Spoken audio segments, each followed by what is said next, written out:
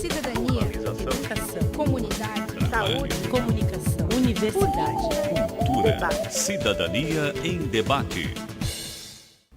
Boa noite. Estamos começando mais um Cidadania em Debate aqui pela FURB TV.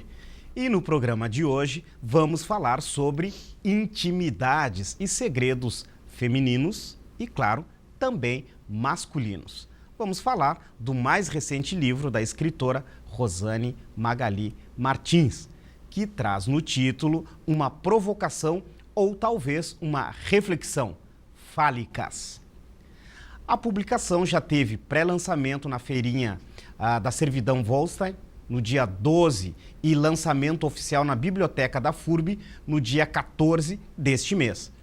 Em Florianópolis está previsto para o dia 11 de novembro, às 19 horas, na Livraria Catarinense do Shopping Beira Mar.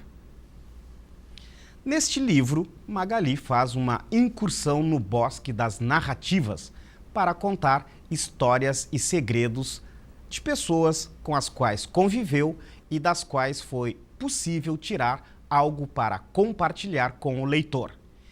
E se são intimidades, não devem ser contadas para crianças e adolescentes, e sim para adultos. Mas quem vai falar do livro Fálicas, que já está nas bancas, é a própria autora, nossa convidada de hoje.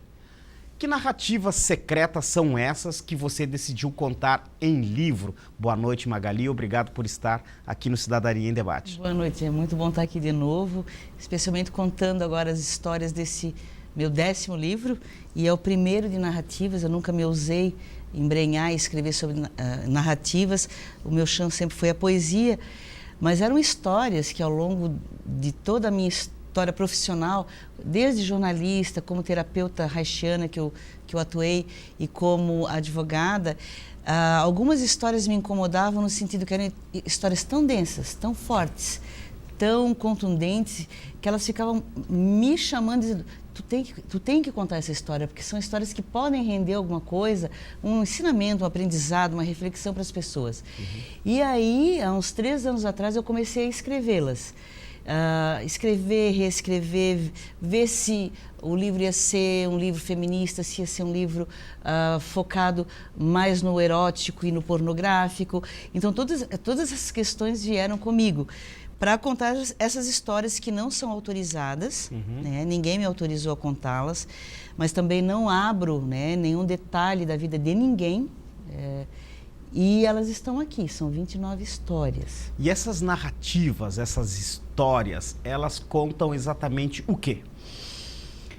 São cenas, flashes. Por exemplo, tem uma história de uma mulher, né? Então, que ela nasceu, que ela, né, era jovenzinha, ela tinha muita vontade de fazer sexo. E ela via que todo mundo falava que fulana era puta, ciclana era puta, e ela dizia: quando eu crescer eu quero ser prostituta. Puta, queria ser puta. Mas, claro que era uma coisa que socialmente não era aceita, obviamente. Ela não virou puta, né? Tecnicamente, ela não cobrava pelo seu serviço. Ela casou com uma pessoa, se fingiu de virgem, porque ela não era mais virgem. Né? Então, ela criou uma estratégia para fingir a virgindade. E, mesmo casada e com filhos, ela transava com vizinhos, com amigos, com parentes, durante o dia. Ela transava porque, então, ela não virou uma puta de verdade, né? Na profissão da prostituição, mas ela conseguiu, dessa forma, arranjar os seus desejos secretos. Mais ou menos como as histórias do Nelson Rodrigues, é? É mais ou menos assim. Tem umas histórias bem interessantes, tem umas engraçadas. Eu acho engraçado, mas para a pessoa que viveu isso, não foi. Mas uma história também de um cara que tinha duas relações, tinha a esposa e tinha uma menina bem mais nova que era amante, ele mantinha as duas, tinha muita grana, não sei o quê. Até que um dia a esposa descobre, né, que ele atraía e que tinha tido 2 filhos com a amante. E o que ela faz? Ele está dormindo um dia, belo e faceiro, a mulher enlouquecida vai lá e quase decepa quase decepa. Isso aconteceu e é contado assim de uma forma bem curta, né? O meu texto é curto, eu acho que por ser poeta, eu tenho essa capacidade de síntese de contar muita coisa em pouco texto. Então, os textos são muito breves, até para não cansar o leitor, tal. Então, eu acho que ficou interessante. São histórias, então, que envolvem sexo, traição, envolve relacionamentos. Envolve relacionamentos. Com pessoas da região aqui. Com pessoas do estado de Santa Catarina. Vou ampliar um pouquinho, porque eu vivi também alguns anos em Florianópolis e a gente vai catando, né, algumas histórias bem interessantes. Então, a gente está falando a respeito do mais recente livro da escritora Rosane Magalhães Martins, e esse livro aqui que ela apresenta, já está nas bancas, teve lançamento aqui na FURB. É uma capa, você que está em casa deve perceber que é uma capa provocativa. Nós temos ali, né, fálicas. E aí, essa palavra fálicas, ela remete ao falar, mas também remete à ideia do sexual, né? Do órgão masculino. É o falo. O falo não é do falar, pelo menos no dicionário, o falo... Tem até, né, uma conjugação do verbo falar que fica falo, mas o fálicas, né, ele tem a ver com falo. E a gente, quem desenvolveu o projeto gráfico e a capa foi o Valério Alves, que é um publicitário. Então, a gente não queria fazer uma capa que fosse, como é que a gente diria, grotesca. Então, para contar segredos, né, então, o silêncio, né? E, ao mesmo tempo, isso foi uma foto, não tem Photoshop, nada, foi uma foto que a Ana conseguiu fazer com maestria. Ana foi, a fotógrafa. Ana Baca é uma escritora amiga minha que mora em Florianópolis e agora ela se enveredou pela área da fotografia e eu a convidei para fazer. E a gente conseguiu fazer lá em casa, dentro de um quartinho com um pano de fundo, com uma luz de lanterna por trás, a gente conseguiu produzir onde o dedo, né, do silêncio, não conta esse segredo, se transformasse também num falo, né, de uma certa forma. Então, essa boca perto desse dedo pode dizer várias coisas. Tem todas as conotações, a provocação, né, do livro é essa. Então, a gente sabe que na história da humanidade as pessoas sempre quiseram saber da vida alheia, inclusive entre os gregos, na Idade Média, a corte. Aliás, todo mundo quer saber com quem o outro está se relacionando e como essas relações acontecem. O mercado editorial, ele ainda tem muito interesse por essas questões? Eu não fiz o livro pensando no mercado editorial, assim, eu não fiz uma pesquisa no mercado editorial para produzir o livro, era uma coisa que realmente eu precisava fazer. Mas me chamou a atenção que quando o livro estava ficando pronto, a gente estava divulgando que a temática era adulta, que tinha, né, umas pimentas eróticas. Uma livraria me convidou, inclusive, a fazer um lançamento aqui em Blumenau, disse que são livros que estão muito em evidência, estão vendendo bastante. E me causou espanto, porque parece que tudo que poderia ser escrito sobre o amor, o erotismo e a pornografia já havia sido escrito, mas não. Eu acho que cada década, cada era não, era muito tempo, cada época tem que ter o seu escritor, a sua escritora, o seu pensador, o seu sociólogo, que tem um olhar para o corpo, né, para o desejo e como é que isso está sendo manipulado nessa comunidade, nessa sociedade. E eu percebo hoje, Carlos, que ainda vivemos numa sociedade extremamente hipócrita, onde no Face está todo mundo bonitinho, ou algumas muito despidas, né?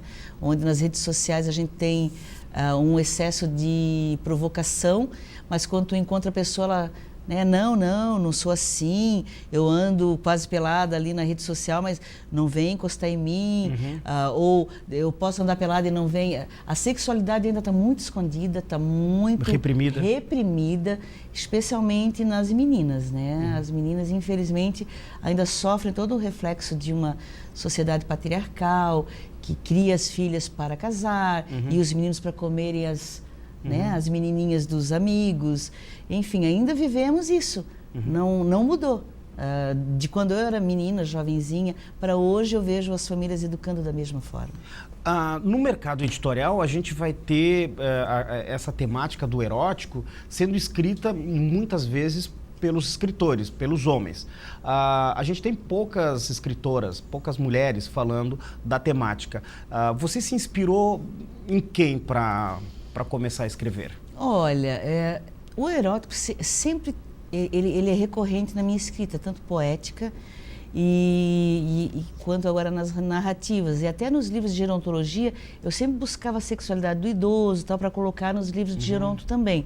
Porque o que nos faz estar aqui, Carlos, quer queira, quer não, desde os primórdios da humanidade, viemos de Deus ou não, né? Ou foi, né? Somos a evolução da espécie, foi o sexo. Sim. Sem o sexo nós não existiríamos. Que a psicologia trabalha muito bem pela linha freudiana, né? Exatamente. Então, o corpo, você estar despido, você fazer sexo, o tipo de sexo que você faz. Aqui tem uma história de um veterinário também que vai com a menina para a cama, mas ele tem uma coisa mal resolvida com o pai e acaba não tendo um orgasmo legal com ela e acaba se masturbando. Tem umas histórias assim interessantes. Porque isso ainda trava a gente, né? A nossa relação com pai, mãe, como é que a gente se relacionou com as primeiras pessoas ainda trava e eu acho que a grande demanda ainda é a sexualidade. Se a gente tivesse um corpo mais livre, a sexualidade mais solta, a gente tivesse mais franqueza, né, de tratar sobre isso, acredito que a nossa sociedade seria menos neurótica. Uma das coisas que eu acho interessante nessa nossa discussão é a questão da sexualidade feminina e a questão da sexualidade masculina. Desculpa. E a discussão em torno da sexualidade feminina, principalmente do orgasmo feminino, é algo que já vem permeando ao longo dos anos e no Brasil essa discussão ela continua meio que fechada. Eu creio que a gente vai fazer um rápido intervalo e na volta vamos retomar essa questão pelo olhar do feminino. Já voltamos.